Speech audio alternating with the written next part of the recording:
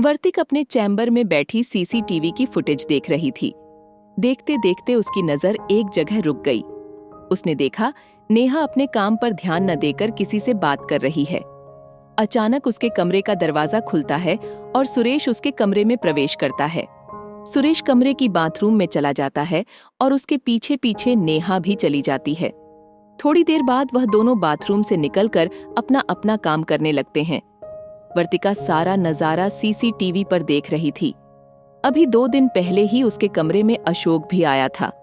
जब वर्तिका ने नेहा से अशोक के बारे में पूछा था तो उसने सफाई देते हुए कहा था, मैडम, वह फाइल देने आया था और कोई बात नहीं, आप मेरे पर शंका कर रही हैं। नहीं नहीं, ऐसी बात नहीं, उसके हाथ में कोई फाइल नहीं थी, मैंने सीसीटीवी पर देखा था। और तुम दोनों हंस हंस कर मुंह में मुंह जोड़कर क्या कर रही थी? वर्तिका ने कहा था।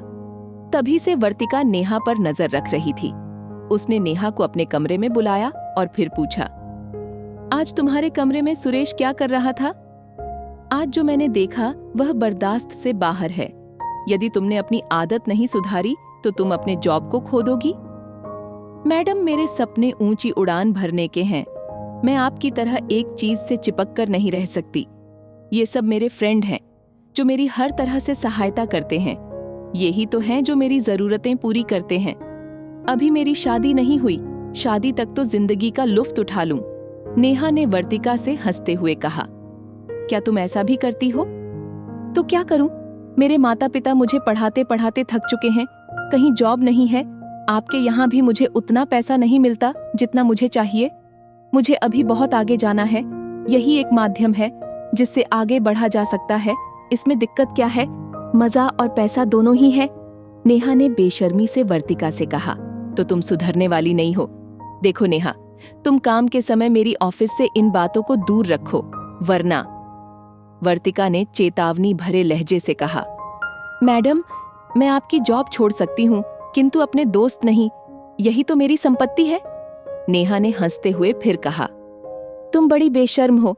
तुम्हें अभी यह पता नहीं यह कितना गंदा काम है, समाज क्या कहेगा? वर्तिका ने समझाते हुए कहा, मैडम, खाने को कोई नहीं देता, लड़कियां कहाँ सेफ हैं? जहाँ जिसे कंपनी में काम करती हैं वहाँ वह किसी न किसी का शिकार हो जाती है। कहाँ नहीं होता नारी का शोषण? सब जगह ही तो 1% छोड़कर। नेहा ने वर्तिका को वास्तविकता से परिचित कराते हुए कहा, देख नेहा, जहाँ होता होगा वहाँ होता होगा। मेरे यहाँ ये सब नहीं चलेगा। कल से तुम यहाँ नहीं आओगी। वर्तिका ने नेहा से कहा, ठीक है मैडम, आप अपने यहाँ के और कर्मचारी व अधिकारियों को भी संभालें।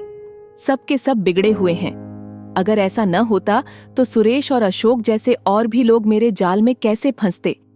कहती हुई नेहा उठी और अपना बैग उठाया और चलती बनी। वर्तिका नेहा को देखती रह गई।